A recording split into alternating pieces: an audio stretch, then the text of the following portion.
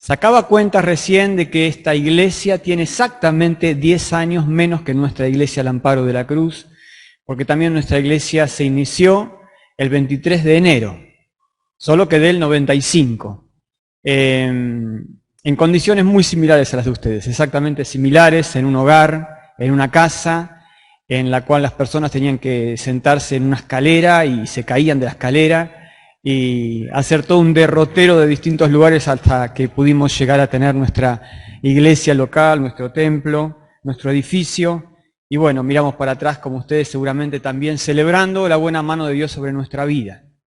Hermosas canciones, hermanos, las que nos han regalado en este hermoso coro, hermosas letras, hermosos contenidos. Gracias por su preparación, por este regalo que nos están haciendo, gracias por este tiempo de alabanza que los músicos también nos han regalado, y gracias también por darme la oportunidad en este aniversario de que el Amparo de la Cruz tenga un lugarcito. En absoluto queríamos robar el protagonismo que tiene la iglesia aquí en Cipolletti, pero bueno, fue una linda oportunidad para difundir un poco lo que el Señor está haciendo ahí, en su iglesia, allí en Temperley exactamente, donde está la iglesia del Amparo de la Cruz y donde funciona la Fundación El Amparo. Pueden seguirla por Instagram y ver muchas fotitos. Ese video es un video más bien viejito en realidad, le falta contenido. La fundación está haciendo varias cosas y es la estética que tiene nuestra iglesia en aquel lugar. Estuvimos hablando en estos días, concretamente hoy a la mañana, respecto a la visión y respecto al revisionismo, ¿no? De cómo la iglesia tiene que revisar y actualizar y contextuarse y adaptarse a las situaciones en las cuales existe. Ustedes tienen un emplazamiento de esta iglesia en esta ciudad con estas características, y nuestra iglesia allí en Temperley está emplazada en un contexto de villa, y de villa con mucha carencia y con mucha miseria moral y espiritual, que nos hace hacer que nuestra iglesia tenga esta visión de comunicar el Evangelio y enseñar que el Evangelio también puede no solo salvar el alma, sino salvarles la vida. Por eso el objetivo del Amparo es enseñar cursos, talleres de oficios para que crean que ellos también pueden salir de una cultura de vida de familias planeras, familias de abuelos, de bisabuelos que vienen viviendo de la asistencia del Estado y de la delincuencia, y de familias que viven con padres con adicciones. Con ese material trabajamos en el Amparo de la Cruz y estamos felices de poder estar sembrando nuestro granito de arena ahí con el Evangelio de Jesucristo y transformando las vidas. Muy bien, en esta noche el Señor ha puesto en mi corazón que también hablemos de ajustar visión, porque estamos en un cumpleaños y, como les decía, en cada cumpleaños uno hace como un chequeo general, un reseteo, una revisión de la vida, y nunca más apropiado que podamos pensar en conceptos de iglesia para hablar en este aniversario. Vamos a leer un pasaje disparador en Mateo capítulo 9, versículo 35.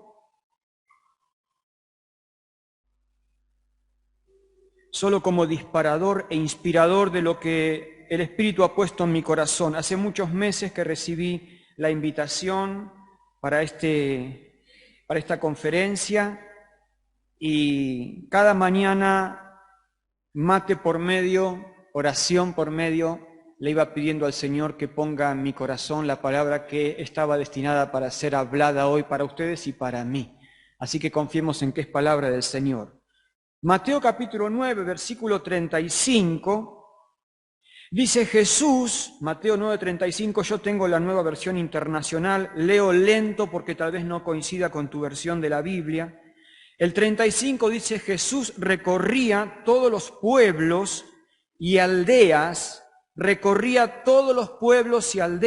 enseñando en las sinagogas, anunciando las buenas nuevas del reino y sanando toda enfermedad y toda dolencia. El 36 dice, al ver las multitudes, tuvo compasión de ellas, porque estaban agobiadas y desamparadas como ovejas sin pastor. La cosecha es abundante, pero son pocos los obreros, les dijo a sus discípulos. Pídanle, por tanto, al Señor de la cosecha que envíe obreros a su campo. ¿En qué estado anímico habrá dicho el Señor Jesús estas palabras? Miraba a las personas y las veía agobiadas y desamparadas como ovejas que no tenían pastor. Hay una gran diferencia entre ver y mirar. Podemos andar por la vida viendo, como podemos mirar pantallas y ver pantallas y ver situaciones. Pero el desafío que el Señor pone en nuestro corazón, como iglesia, es hacer un ejercicio de enfoque que nos lleve a ir a un nivel mucho más alto que el de mirar de una manera superficial, para empezar a ver las realidades con la profundidad que requieren. Y esta es la diferencia que hubo en aquel día entre lo que Jesús miraba y veía y lo que tal vez los discípulos miraban y veían. Él veía a las personas como ovejas, sin pastor, agobiadas y desamparadas. Y esa es la primera mirada que yo quisiera que en esta noche, hermanos, como iglesia, podamos tener. Vamos a ver una mirada sobre las personas, una mirada sobre la prédica, una mirada sobre los proyectos o sobre el proyecto y una mirada sobre los programas que como iglesia tenemos que desarrollar y pedirle al Señor que nos ayude a revisar con compromiso cada una de estas miradas. Hay tres maneras de reaccionar mínimamente ante la mirada de las personas. Dos son negativas y claramente riesgosas. La primera mirada de las personas es que nosotros naturalicemos la realidad. Que nosotros naturalicemos la realidad. Que nos acostumbremos que este es el paisaje del ser humano, de un ser humano que va en deterioro y en un avance continuo del daño moral, espiritual, físico, y que nos posicionemos en una naturalización y una aceptación resignada de esta realidad. Si estamos mirando así el paisaje de nuestras sociedades hoy, concretamente de nuestra Argentina, y yo si mirar así con esa naturalización el conurbano bonaerense, sería una mirada realmente trágica. No es la que la iglesia tiene que tener en absoluto. Pero hay otra mirada que es negativa y preocupante, que es la de enojarnos con las personas que viven de una manera inmoral y pecaminosa. Lamentablemente muchas veces la iglesia toma posturas de distancia, de falta de empatía, que nos lleva a acusar, a denunciar, a despreciar, a discriminar y a enojarnos y a culpar a las personas de ser como son. Y esta sería una mirada trágica también que podemos llegar a tener como iglesia. No solo naturalizar y resignarse, sino que también enojarnos, despreciar y discriminar.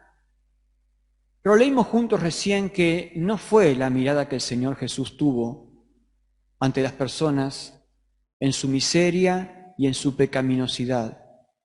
Él dice que las vio agotadas y desamparadas como ovejas sin pastor.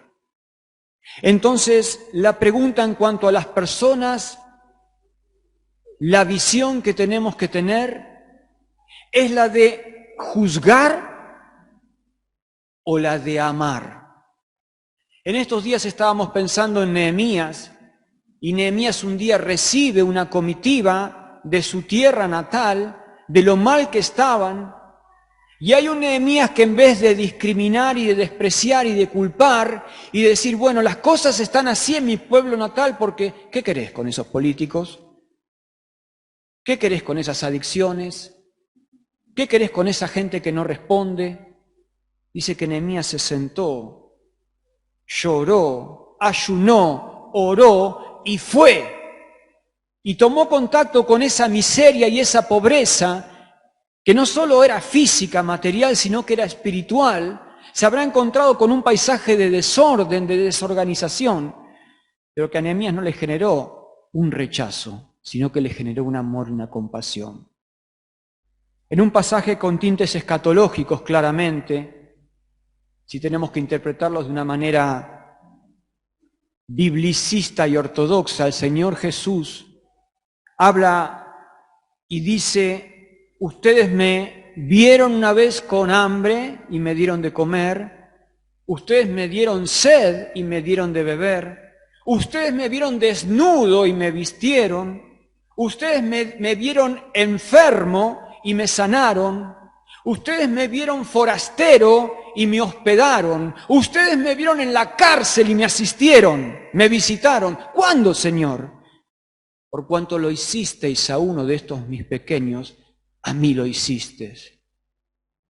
Y el juez del universo, el Señor soberano, está de incógnito en los pobres de esta tierra, esperando el acercamiento de su iglesia para asistir allí. Hermanos, en este cumpleaños de iglesia, aquí hay hermanos de Plotier, hay hermanos de Roca, tal vez de otra iglesia, y de cualquier iglesia de este mundo. Renovar la visión sobre las personas es preguntarnos si vamos a posicionarnos en el juicio o en el amor. Yo quisiera que nos impregne en esta noche un estado de amor y no de desprecio. Un desprecio que yo estoy percibiendo en muchas iglesias, un distanciamiento de las realidades, una manera culpógena de mirar al mundo y a la sociedad.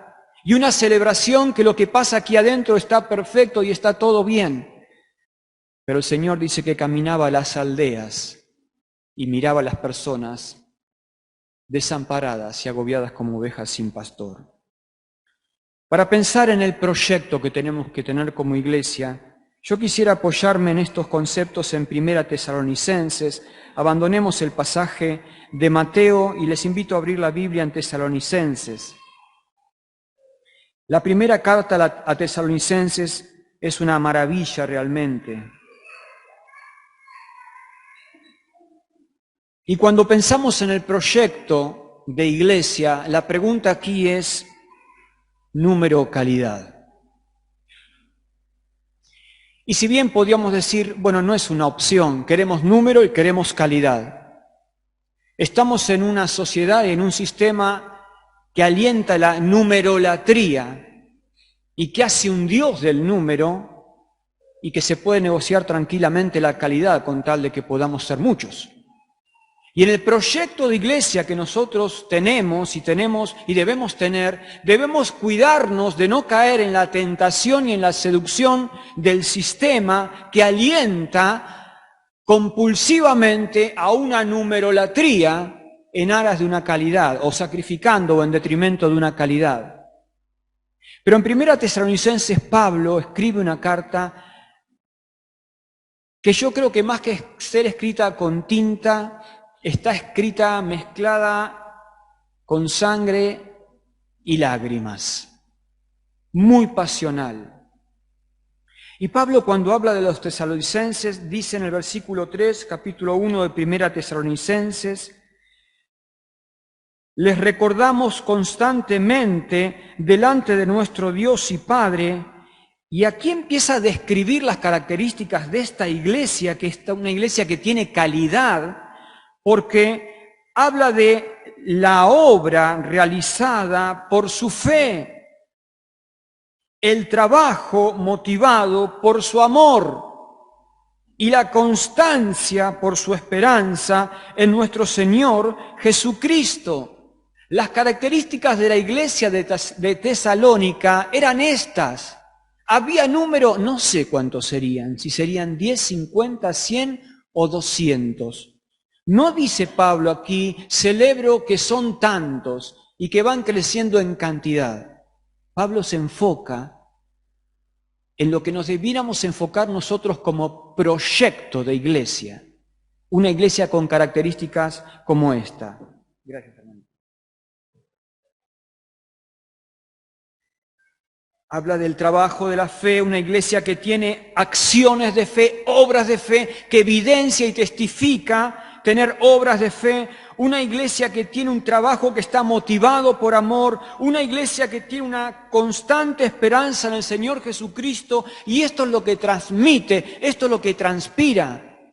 Pablo dice que también en el proyecto de iglesia que él quería de Tesalónica, la iglesia tenía en el versículo 6, dice: ustedes se hicieron imitadores nuestros y del Señor cuando, a pesar de mucho sufrimiento, recibieron el mensaje con la alegría que inspira el Espíritu Santo. Era una iglesia alegre, era una iglesia donde las personas transmitían alegría de vida y felicidad. Yo no sé si la iglesia necesita número, pero necesita creyentes que tengan fe, que tengan amor, que tengan esperanza, y que cuando salgan al barrio cada día dejen de quejarse con todos los que se quejan y que puedan decir que tienen alegría en el Señor. El proyecto de iglesia es de una iglesia que tenga miembros que exhiban esta calidad de vida, una vida de fe, una vida de amor, una vida de esperanza, una vida de alegría, no importa si son 10, 20, 100 o 200, importa la calidad. Pablo resalta más características de estos hermanos en el versículo 8 al 9, cuando dice: partiendo de ustedes el mensaje del Señor se ha proclamado no solo en Macedonia, en Acaya, sino en todo lugar. A tal punto se ha divulgado su fe en Dios que ya no es necesario que nosotros digamos nada. Ellos mismos cuentan de lo bien que ustedes nos recibieron y de cómo se convirtieron a Dios, dejando los ídolos para servir al Dios vivo y verdadero. Una iglesia que tenía como característica creyentes que proclamaban el Evangelio. Y que lo proclamaban no solo en palabras, sino que lo proclamaban en amabilidad. La palabra que aparece aquí para proclaman, en el versículo 8, es una palabra que aparece solamente aquí en este texto de la Biblia. Es un ruido estruendoso, muy fuerte, que resonó, que hizo eco en todos los lugares. Y hermanos, el Señor nos llama a ajustar nuestra visión respecto a las personas. No juicio, sino amor. Nos llama a renovar nuestra visión respecto al proyecto de iglesia que queremos tener, no necesariamente número, pero sí indefectiblemente calidad. Creyentes a los cuales la palabra de Dios los está realmente transformando y que cuando salen de cada culto, de cada reunión, ingresan a la sociedad y son un factor de cambio por un carácter transformado por el Evangelio. Ese es el proyecto de iglesia que queremos y nada menos que eso. Pero tenemos que ajustar también nuestra mirada en la prédica. Vamos a seguir apoyándonos en Tesalonicenses, en este hermoso ejemplo que tenemos de esta iglesia. En el capítulo 2, Pablo señala características de la prédica que él realizó. Y la pregunta aquí sería: ¿una prédica genuina o falsificada? Dice 1 Tesalonicenses 2:2, y saben también que a pesar de las aflicciones e insultos que antes sufrimos en Filipos, cobramos confianza en nuestro Dios y nos atrevimos a comunicarles el Evangelio en medio de una gran lucha. Hermanos, la prédica que nuestra iglesia tiene que tener y va a tener, siempre es con oposición. Nunca te imagines que predicar el Evangelio va a ser algo necesariamente bien recibido. Aquí Pablo dice que lo hizo con insultos, con fuerte oposición, en medio de una gran lucha. Y hermanos, cada día más la iglesia, cuando tenga una predicación ajustada, cuando ante la pregunta, una prédica genuina o falsificada, elija una prédica genuina, va a afrontar cada vez más persecución. Ayer hablábamos de tantas situaciones sociales que hoy están apareciendo, tan desafiantes para la prédica de la iglesia, y decíamos, pero si la iglesia va a seguir predicando esto, es probable que pueda llegar a ser denunciada legalmente por lo que la iglesia enseña. ¿Saben cuál es la respuesta? Sí. Bienvenidos a la persecución de la iglesia. Si vas a tener una mirada ajustada, vas a mirar a las personas con amor, vas a enfocarte en un proyecto que transforme la vida, no que haga que las personas sigan siendo igual, y vas a seguir buscando una prédica genuina, leal al Señor, que va a generar reacción y rechazo y que va a generar conversión y vida eterna. Amén.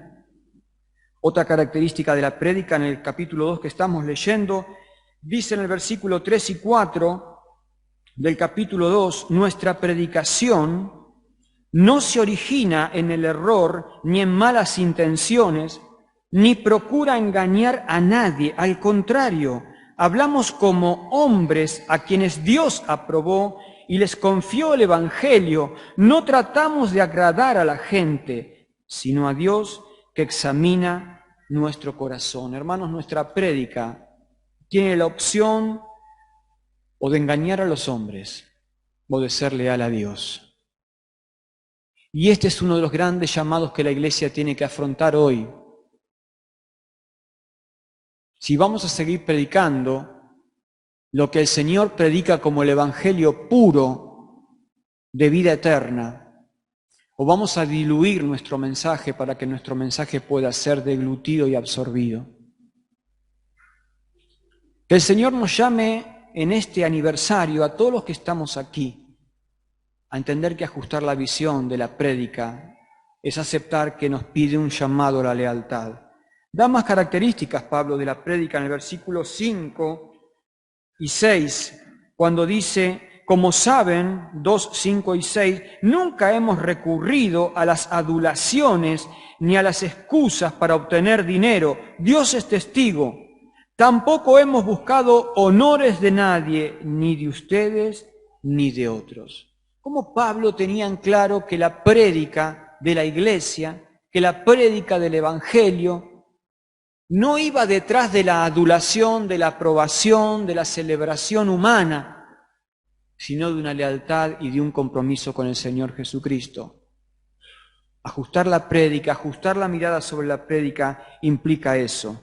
Y el versículo 13 da una última característica de varias que da Pablo de esta prédica cuando dice: así que no dejamos de dar gracias a Dios, 2:13, porque al oír ustedes la palabra de Dios que les predicamos, la aceptaron no como palabra humana, sino como lo que realmente es, palabra de Dios, la cual, y acá viene, actúa en ustedes, los creyentes. Hermanos, la renovación de la visión sobre la prédica que la iglesia tiene que tener es una prédica que actúa, dunamis, esa hermosa palabra griega, una verdadera dinamita, una verdadera obra, testigo del poder de Dios en una vida.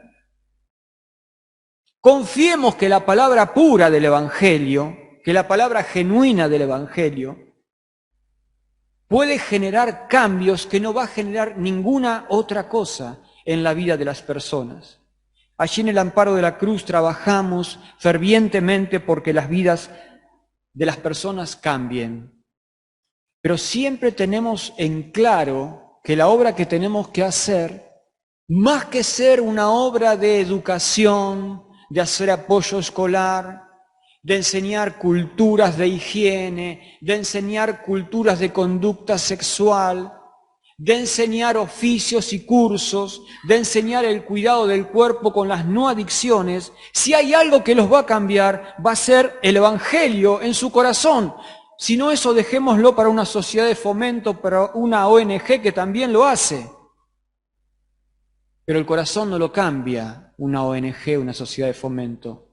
Lo cambia la dunamis, el poder que actúa de la prédica genuina de la palabra de Dios.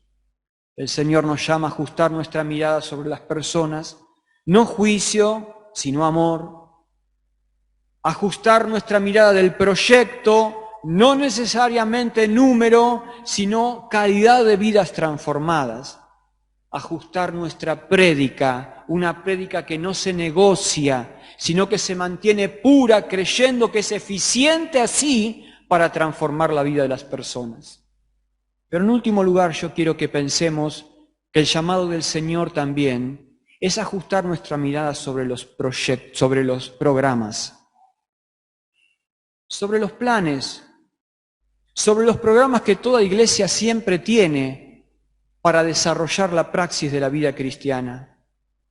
Y vamos a enfocarnos en el capítulo 3 y en características hermosas de este capítulo que Pablo tiene. Acompáñenme también ahí en esa lectura. Podemos empezar en 2:17, porque la pregunta aquí en cuanto a los programas sería activismo o pasión.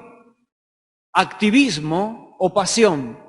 Y fíjense cómo Pablo habla de los programas que él tuvo en la iglesia de Tesalónica.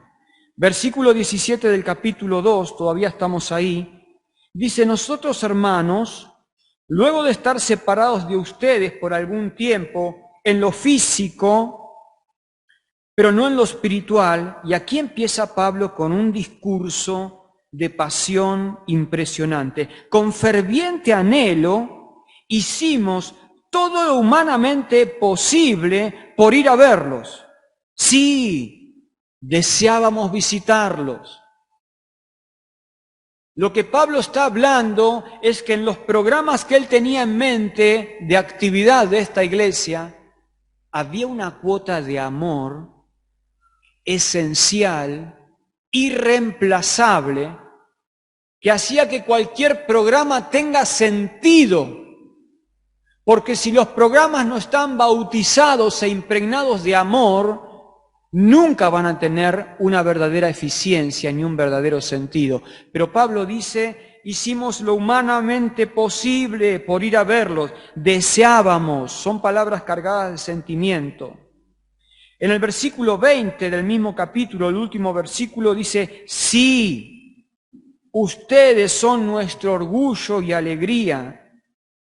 Por tanto, capítulo 3, cuando ya no pudimos soportarlo más, fíjense qué lenguaje cargado de desesperación y de pasión.